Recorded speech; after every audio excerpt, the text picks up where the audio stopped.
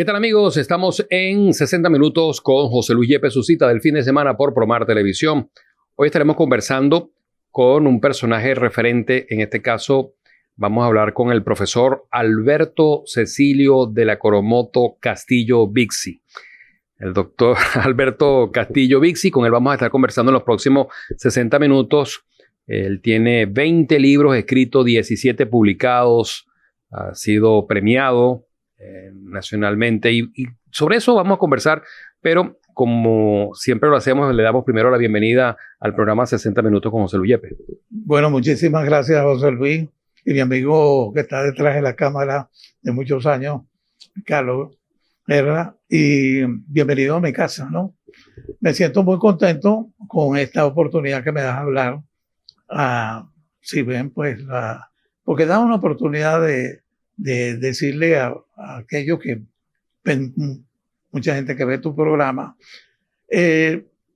lo que es tener una vocación y descubrirla con el tiempo. Yo he tenido una vocación, he sido profesor y con el tiempo fui descubriendo que me gusta escribir. De acuerdo, pues, como he visto otros programas y ustedes se organizan, voy a hablarles de como larense que soy. Mi familia es de larense. Tanto los Castillo como los Bixi son de familia larense. En el caso de los Castillo, en un libro que por ahí te van a ver la portada, publicado en 1985 por el doctor Carlos Felice Cardón, presidente de la Academia de Historia de Venezuela. Uno de los tocuyanos ilustres. ¿Perdón? Uno de los tocuyanos ilustres, está en la galería de tocuyanos ilustres. Tocuyano, seriamente, sí. Él se casó con mi tía Nena Castillo Arraez, Mercedes Lena Castillo Arraez, y el doctor Felice decidió escribir un libro donde narrara y aparecieran los escritos, los originales de Luis María Castillo Uzcategui, que fue el primer rector de una universidad en Barquisimeto, el Colegio Federal, en el siglo XIX. El Colegio Federal graduaba teólogo, abogado y médico. Y él fue su fundador y escribió, era un muy buen orador y escribió muchos libros, varios libros sobre diferentes temas jurídicos, intelectuales, de cultura, pero sobre todo era un gran orador. Su hijo, Miguel Castillo Amengual, mi abuelo, se casó, era médico, muy amigo del abuelo de mi esposa, y el doctor Alviso. Y bueno, mi abuelo también fue escritor y orador. Y mi padre, mi padre fue polifacético. ¿Su nombre? Alberto Castillo Arraez. Papá fue aquí en Barquisimeto pionero en la radio. Hacía de todo, locutor. Hay unas anécdotas extraordinarias que oigo yo con el tiempo que vale la pena comentarlas. En la radio había una sola actriz y ellos crearon mi papá era el guionista y los actores pues eran mi propio padre y otras personas allí. Y resulta pues que era en vivo, ¿no? En la radio de esa época. Y entonces, resulta que se enfermó la protagonista. No le quedó más remedio que matarla. O sea, simplemente moría y se acababa la radionovela. Las radionovelas tuvieron un éxito extraordinario en Venezuela. Pero no eran en vivo, no eran grabadas. No, eran vivo. Aparte de eso, todo el mundo recuerda el derecho de nacer, ¿no? En los años 50. Bueno, con Albertico Limonta. Sigo hablando de la familia. En ese libro también escribí un ensayo sobre lo que puede ser este libro, mi primer libro, que me llevó 10 años escribir, sobre el razonamiento automático, la evolución, la historia del razonamiento automático, hasta la inteligencia artificial, desde Aristóteles. Y el caso es pues que yo tenía un ensayo y el ensayo, pues el doctor Felice tuvo la gentileza conmigo de incluirme y lo llamó 4 generaciones y está también su hijo Carlos Felice Castillo, político muy conocido aquí en Venezuela, el siglo XX. Bueno, el caso es que mi familia, pues, empecé por el lado de, mi padre. Y mi padre se casó con Blanca Vicioberto, de muy jovencita. Mi mamá, cuando yo nací, mi mamá tenía 14 años. En esa época las mujeres se casaban muy jóvenes, ¿no? En verdad. Y bueno, en el primer matrimonio de ese, mi mamá con Alberto Castillo Arraez, nacimos 3 hijos. Yo que soy el mayor, Teresa, que me sigue 2 años después, y la nenita Mercedes Antonia, que tiene 3 años después. En una de las fotografías que ustedes van a tener por allí está mi mamá con nosotros 3. Ese matrimonio duró poco. Mi mamá se volvió a casar con Esteban Agudo Freitas, que después fue gobernador aquí en la época cuatricentenario, ¿no? Bueno, la familia Bixi, Oberto, viene un origen italiano, ¿no? Se debería pronunciar Bixi, pero nosotros lo castellanizamos en Bixi. Y mi tatarabuelo era italiano, nació, era Bixi de Gasperi, de la isla de Sicilia. Y luego él vino a Venezuela, su hijo se casó con una caroreña, oropesa. O sea que mi abuelo era Bixi Oropesa. Y los Oberto eran de Duaca, se casó con María Oberto de Duaca. Y bueno, y esos son los orígenes de mi familia. Mi infancia transcurrió en Barquisimeto. Primero en el colegio estudié en el Federico Frevel.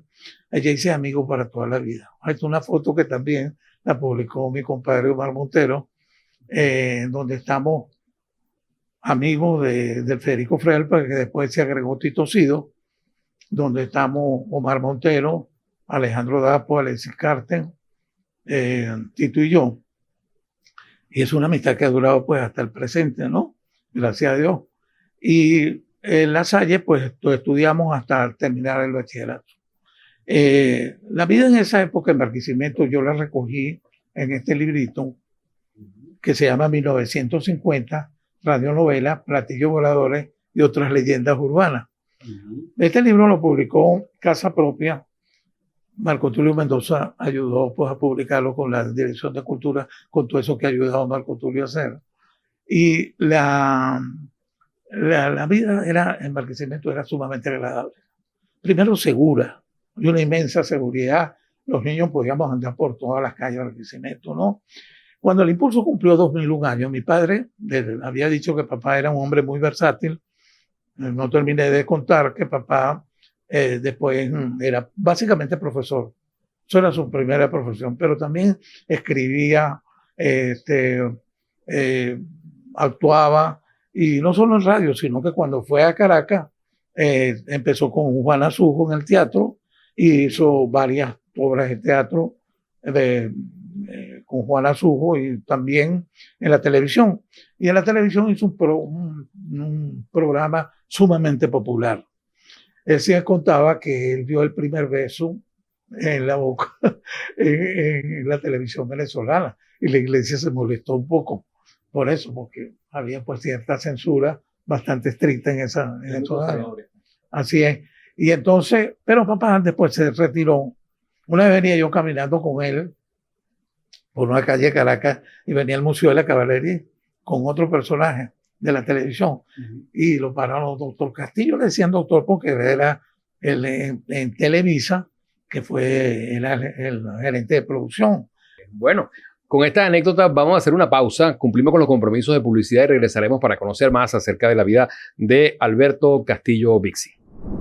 Bueno, Kiko, este es un mensaje que te quiero transmitir sobre cómo yo te veo, lo que tú representas para mí. La verdad, tú eres mi ídolo en muchas cosas para la vida, sobre todo en el ejemplo de que quiero llegar a ser. Yo quiero llegar a ser una persona como tú a tu edad, una persona que está lúcida de mente, que sigue trabajando, que físicamente se mantiene. Creo que eso es algo de admirar. Otra cosa que siempre he intentado inculcar tanto en mi carrera y en mi vida personal son 3 cosas que he visto mucho en ti: el entusiasmo, la disciplina para hacer las cosas y además de eso la pasión. Siempre que estuve contigo, que he compartido contigo, tu manera de hablar, tu manera de transmitir las cosas y tu manera de trabajar son las cosas que más admiro y sí, quiero seguir en mi estilo de vida. Quiero decirte que te extraño mucho, que espero volver a verte pronto y te mando un fuerte abrazo.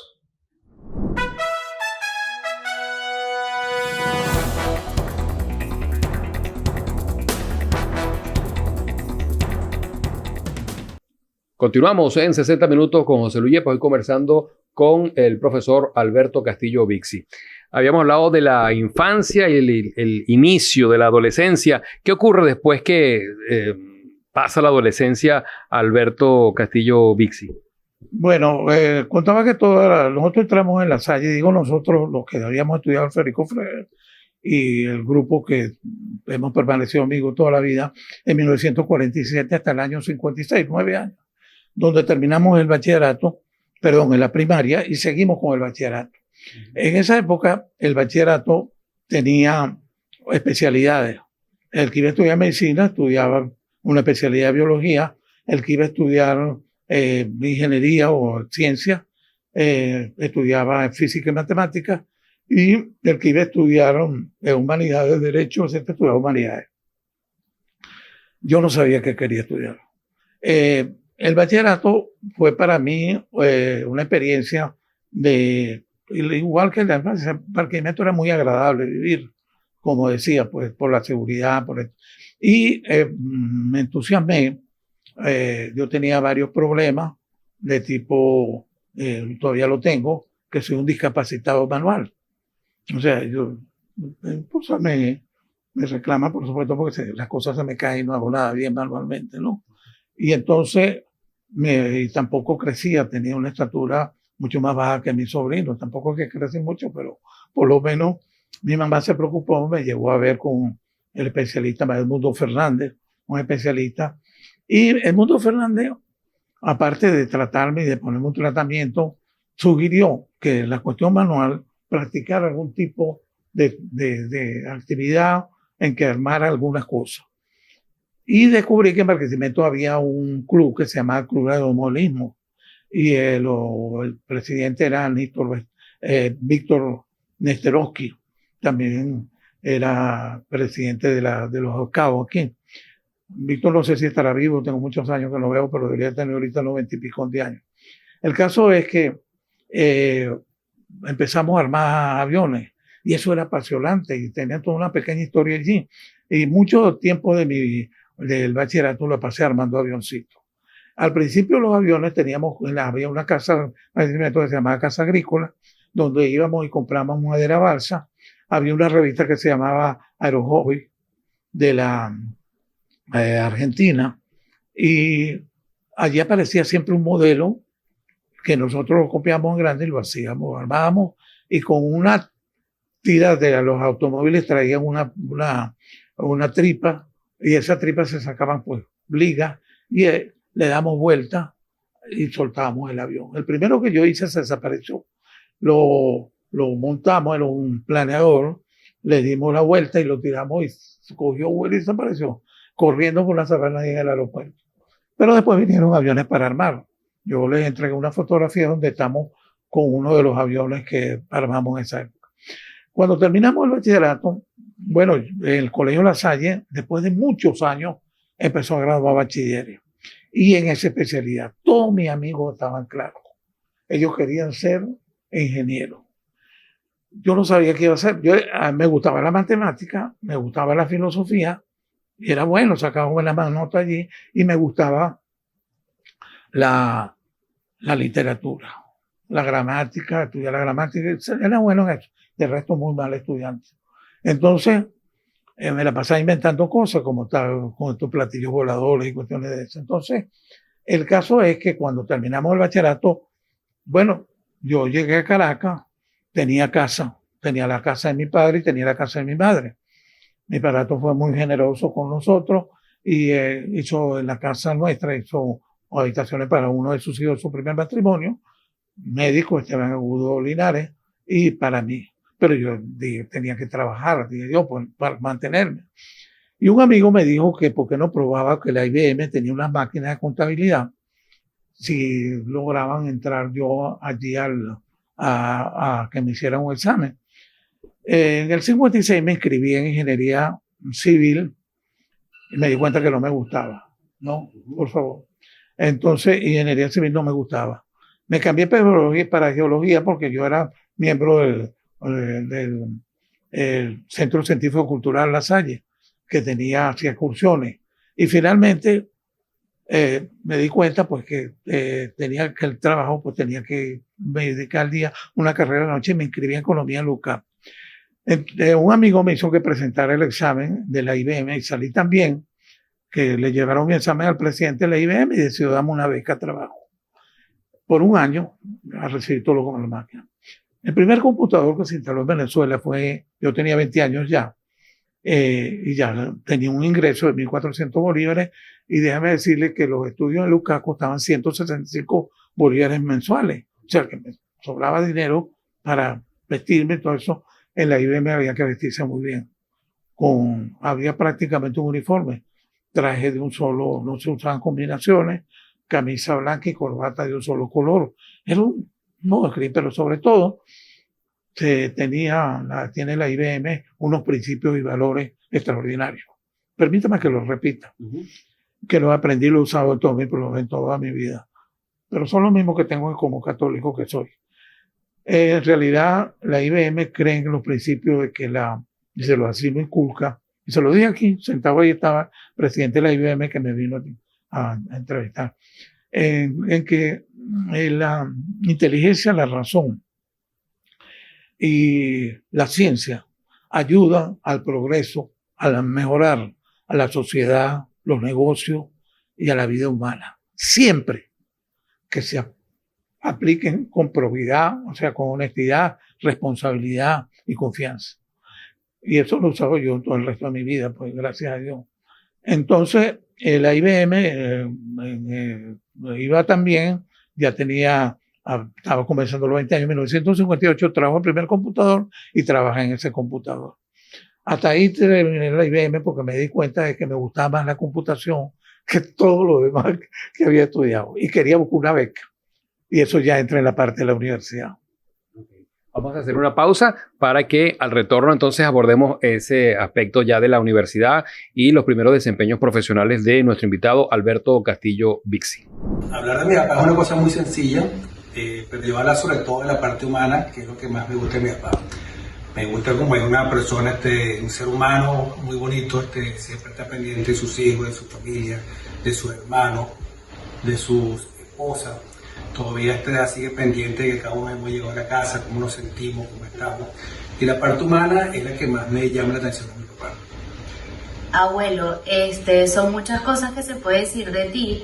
Sé que todos te conocen y saben que eres una persona muy apasionada, muy responsable, muy humano, pero exacto, como somos tu familia, estamos muy orgullosos de conocerte personalmente y de conocer tu inmenso corazón.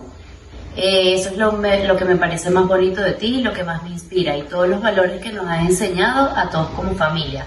Lo orgulloso que estás de nosotros y bueno, nosotros de ti. Te queremos mucho. Dile, pues di eso, te quiero mucho. Sí, te quiero mucho.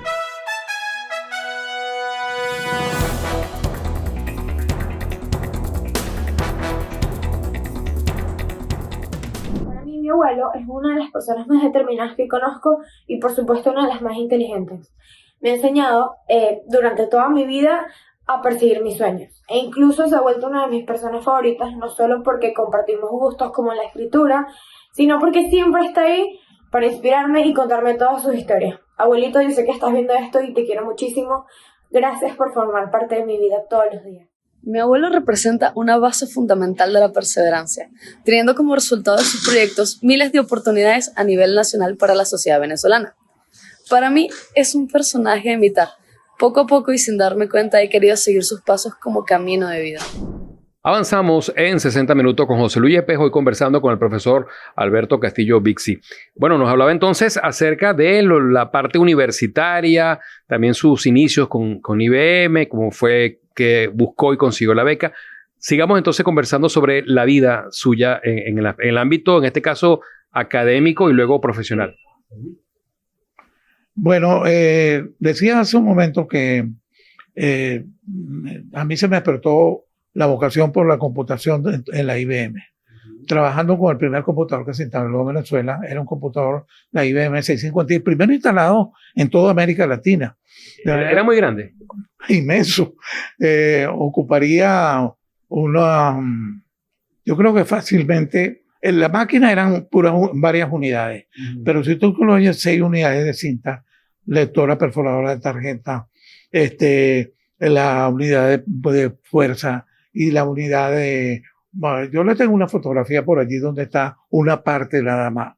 Eso ocupaba en el edificio internacional de la IBM, en la avenida Urdaneta, en la esquina Urapal, frente a la electricidad de Caracas, ocupaba toda una planta, la mitad. Yo creo que se necesitarían unos 400 metros más o menos para ocupar la máquina, las perforistas y yo debo haber sido el programador más joven de todo ese grupo, la gente con que yo hice el primer curso. Bueno, nosotros tuvimos entre unas 20 personas, máximo 30 personas que habían programado la gente. Ese computador se trajo de respaldo a las compañías petroleras que habían comprado equipos, alquilaban equipos IBM, esa máquina, la Móvil, la Shell y la Creole. Y daba servicio. A mí me entregaron la nómina de la gobernación, después me entregaron que trabajara con la gente de la Creole, con unos franceses que estaban utilizando un método matemático para calcular cuándo un pozo deja de ser productivo. O sea, todavía tiene petróleo, pero es preferible dejarlo ahí de acuerdo con usted el precio del petróleo, de la gasolina o los productos en el mercado. Entonces, ese sistema, por supuesto, yo no lo programé bueno, el caso es que me di cuenta que yo quería estudiar computación. Los cursos que tenía eran cursos para programar cosas sencillas, administrativas, y yo quería estudiar cómo funcionaba el computador. Le decían que era un cerebro electrónico, y eso me apasionaba, porque desde muy joven yo me hice preguntas filosóficas si en realidad, en cierto modo, tenemos un alma espiritual, ¿no? Que sea eterna, que no hay otra vida después de la vida, que simplemente somos pura materia. Pero si hubiese una máquina que pensara, tuviera personalidad, lo que después supe que se llamaba inteligencia artificial, pues posiblemente lo habíamos hecho de materia, se resolvía el problema de esa manera, pues. O sea, somos materia, porque una máquina puede tener inteligencia. Ok. Y entonces a mí me apasionaba la idea de ver de que el computador pudiera tener inteligencia. La decían cerebros electrónicos. Entonces, supe que la central iba a comprar un computador científico y acababa de contratar con la IBM un computador científico que está, la foto está aquí, en este libro que acabamos de publicar hace poquito, hace 2 semanas, se bautizó, y me ofrecía la IBM. No me quería ir ya estaba ganando 2.500 bolívares con 20 años, era un dineral, eso ganaba un ingeniero.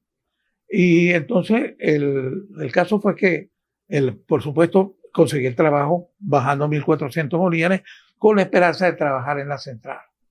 En la central seguí estudiando economía a ver si me dan una beca. Conseguí en la Escuela de Ciencias, el Departamento de Cálculo Numérico, un grupo de personas brillantes, inteligentísimas. Entre ellos, un matemático que me hizo muy amigo de mi misma edad, Luis Báez Duarte. Y de los sábados, yo, con amistad que tenía con el hijo del tío de Luis, el doctor Francisco Duarte, un gran matemático, y él me quería, le dijo, mira, este muchacho quiere estudiar más matemáticas, Digo, bueno, yo no estoy sin hacer nada los sábados. Y me reunía en la casa del doctor Duarte, que quedaba cerca de la casa de mi mamá, del doctor Agudo, en el Paraíso, y me enseñaba matemáticas. Yo quedé sorprendido porque cuando veía una foto de Einstein firmada por él, y se decía que el doctor Duarte era uno de los pocos hombres que entendía la teoría de la relatividad en ese tiempo. Y Dios mío, ¿de quién estoy recibiendo yo clases? De un genio. Entonces se lo pregunté y me dijo, mire, fíjate la humildad de un hombre sabio. Me dijo, mire, Alberto, jamás, yo jamás me carteé con Albert Einstein. Esa foto la tengo porque yo he trabajado toda mi vida en el Ministerio en el Exterior, en la frontera. Y estábamos en Ginebra y nos dijeron, discutiendo las fronteras con Brasil, y nos dijeron que al lado estaba Albert Einstein, que estaba repartiendo una fotografía. Yo me puse la cola y me lo firmó. Bueno, entonces el caso es pues que trabajando en la universidad hice unos trabajos interesantísimos. Uno fue con el Gutenfiedler, era el director de sismología, y se presentó un día allá, fundador de la sismología en Venezuela. Se presentó allá con un programa que no hallaba cómo hacer para resolverlo, para que cupiera en la máquina lo que acaba de traer Japón, que mide las mareas, que llama mareas terrestres. O sea, tanto la luna influye en el mar con las mareas, como influye en la tierra. Yo agarré el programa, vi cómo se podía adaptar, se adaptó, y él quedó muy contento, pero yo me di cuenta que no, un amigo me dijo que si me iba para la Comisión de Administración Pública, me daban una beca por la Alianza Progreso. Conocí a Alesia, que tenía en ese momento 14 años, y nuestra familia era muy amiga. Claro, mi suegra, la que fue mi suegra después, era muy amiga de mi mamá y de mi tía, y caramba, yo le dije que yo iba a visitar a Alesia como amigo, entras aquí todo el tiempo, pero bueno, claro, Alesia me aceptó y yo estaba a punto de conseguir la beca.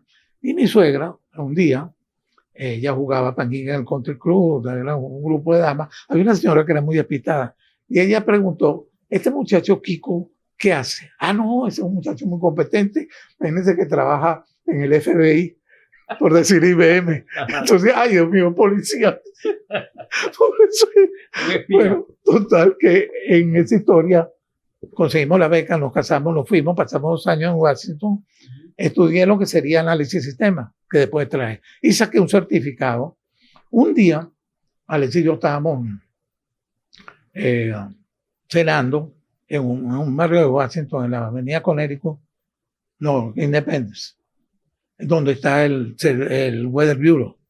Y había una tremenda, prácticamente una cuadra de vidriera, la máquina más grande del mundo. El computador 7030 del estrés, lo que se estaba calculando el tiempo. Y hoy esta máquina tiene que pensar. Nos regresamos a Estados Unidos algún día y tal. Y regresé.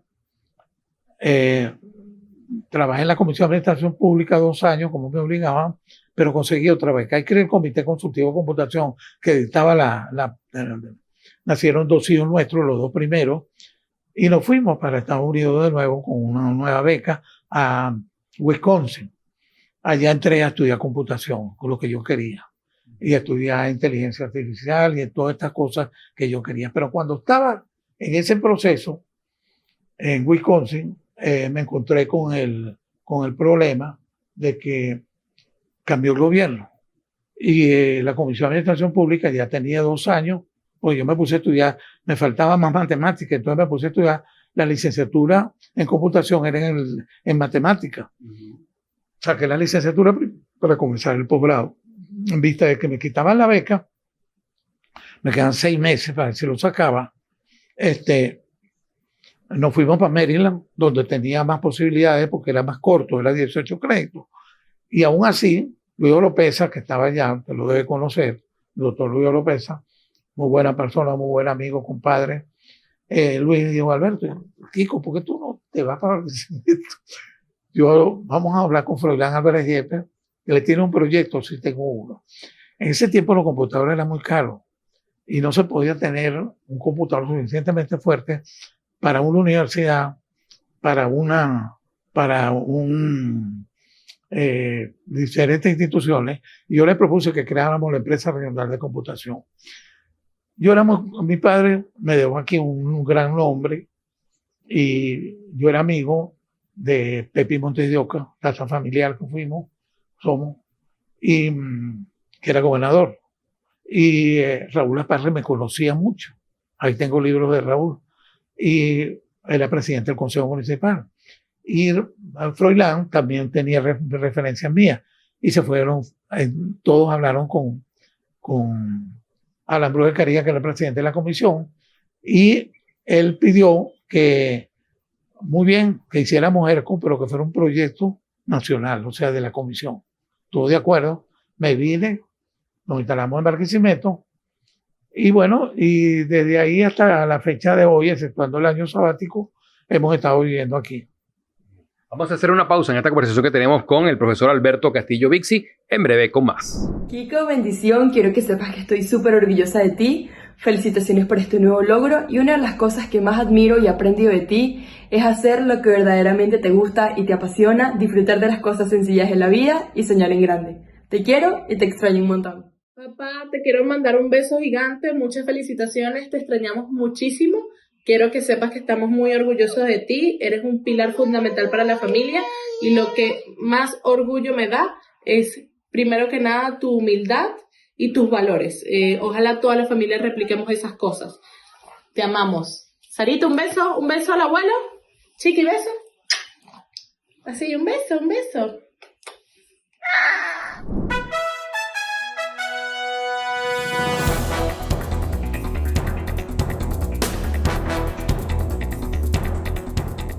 Avanzamos en 60 minutos con José Luis Yepes. Estamos ya en el segmento final conversando con Alberto Castillo Bixi.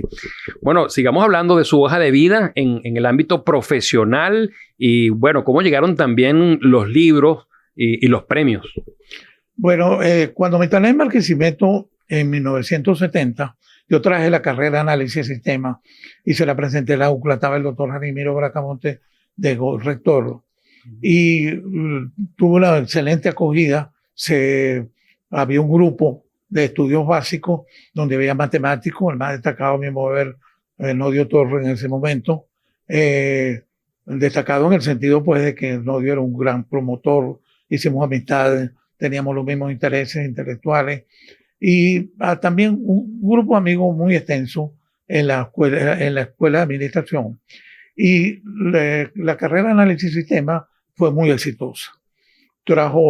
Era de 4 años, era una carrera equivalente a cuatro semestres, y no era licenciatura. Habían salido las tecnologías se estaban creando los colegios universitarios, y quedó pendiente, y ahorita lo estamos terminando para que tenga su licenciatura. El caso es, después de 50 años, el caso es que ese grupo propusimos crear lo que eran las escuelas, la escuela de ciencias, con 2 carreras, se iniciarla. La carrera de informática, y la palabra informática la traje yo porque había estado en Caracas trabajando cuando el gobierno de Carlos Andrés Pérez, el doctor Comercito Rodríguez, el presidente de Cordiplan, me pidió que le asesorara, y yo aproveché para hacer la rivalidad en la Simón Bolívar, en la maestría. O sea, hacer la maestría prácticamente. Entonces, ahí con un grupo de franceses creamos la Oficina Central de Estadística Informática.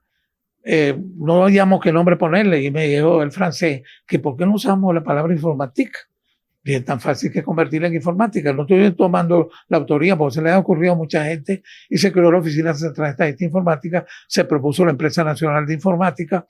La oficina sí se fusionó, la empresa no. Después me vine a Barquisimeto a continuar mi carrera. Le empezó a estudiar la carrera de medicina, se graduó en 1985, yo le puse la medalla, y ella pues empezó su vida profesional también, tanto en privado como en Ascardio, y después en el Gómez López, donde fue directora. Y en el caso personal mío, pues, a crear carrera y a escribir libros, porque me gustaba escribir. En el primer libro, como ya comentaba, está allí, fue la historia, me llevó 10 años. Ese libro me abrió las puertas con el doctor Ernesto Maíz Vallenilla en IDEA, y empecé a trabajar en varias cosas con un grupo un matemático, un filósofo y yo tratamos de resolver un problema que dio un maíz sobre lo que él llamaba la metatécnica. La metatécnica es lo que es hoy nanotecnología. O sea, una técnica que se alejó del ser humano.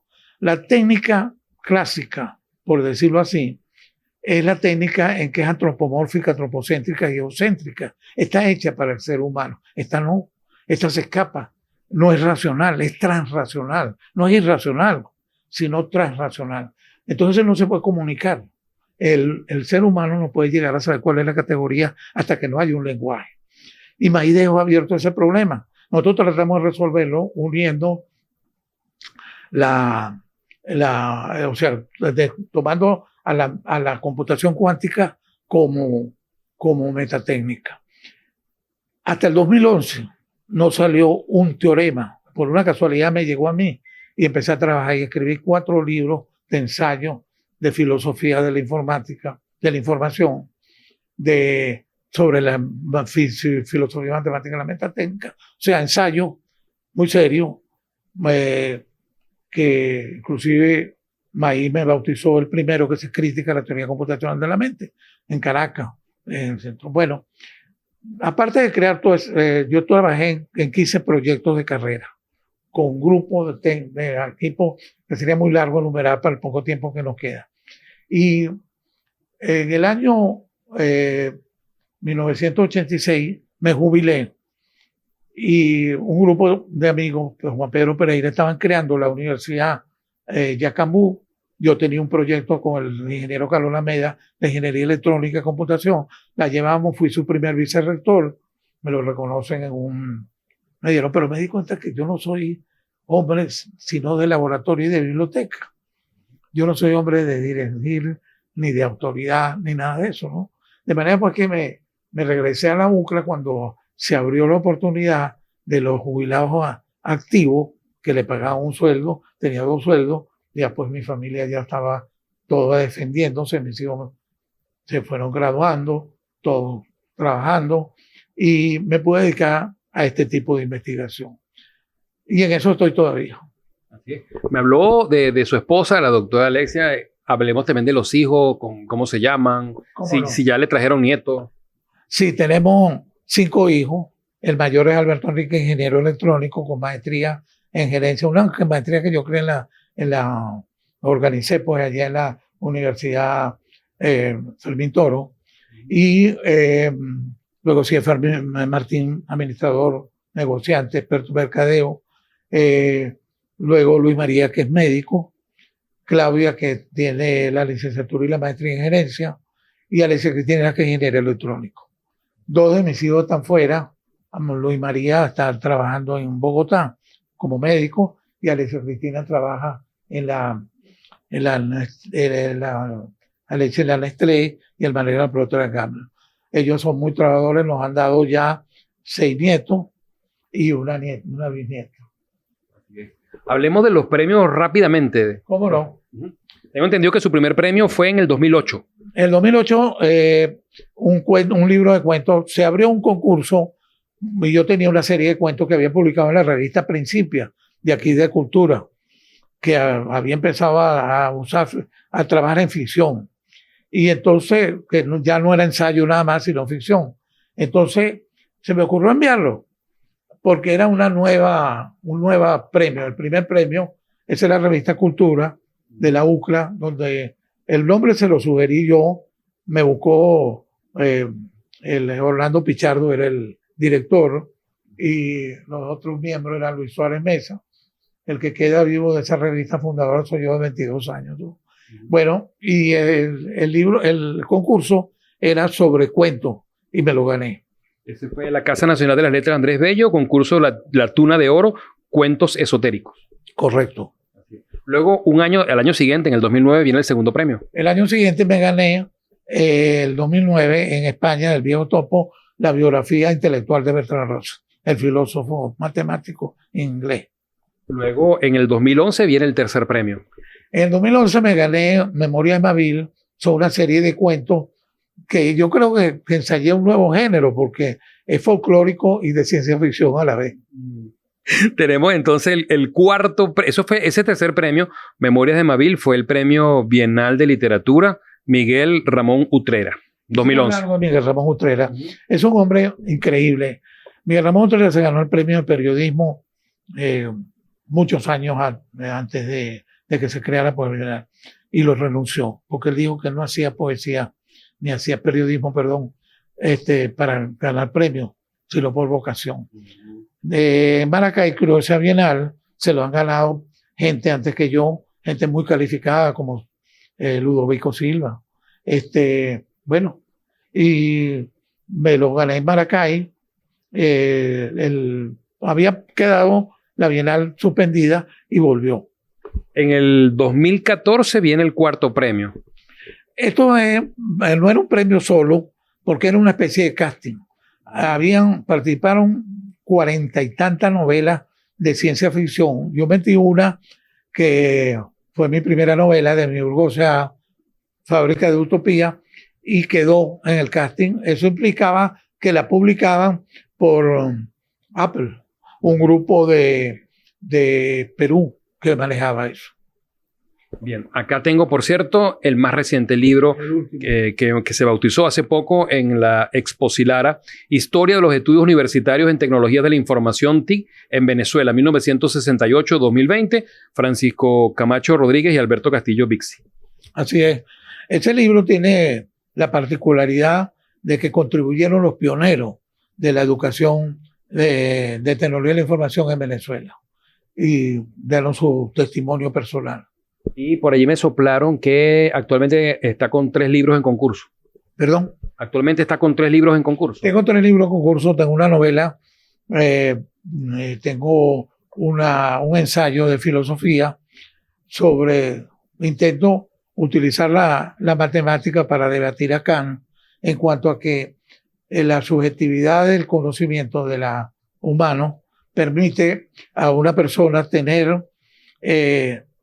usar un método científico que dijo que era imposible para proposiciones teológicas. Pero mirando a esa cámara, profesor Alberto Castillo Bixi, ¿cómo le gustaría ser recordado? Bueno, fundamentalmente como padre. De mis amigos como amigo. Y en mi fantasía, en mi sueño de lo más salvaje como escritor. Muchas gracias, doctor Alberto Castillo Bixi, por abrirnos hojas de su vida y además también su casa para hacer la entrevista. Y bueno, a su esposa también, que la doctora, porque tenemos siempre una gran admiración. Gracias por eso y por compartir con nuestros televidentes. Muchísimas gracias por haber venido. Ha sido un verdadero placer conversar contigo y sobre todo, pues, expresar, ojalá, de alguna manera, al decir cómo quiero ser recordado, claro, como profesor, algún tipo de ejemplo de ser constante en la vida con lo que a uno más le interesa. Así es. Y en la cámara y la producción de Carlos Guerra, los invitamos para un nuevo 60 Minutos con José Luis Yepes por Promar Televisión. Recuerden que luego estos programas los subimos a nuestro canal de YouTube, José Luis Yepes Rodríguez.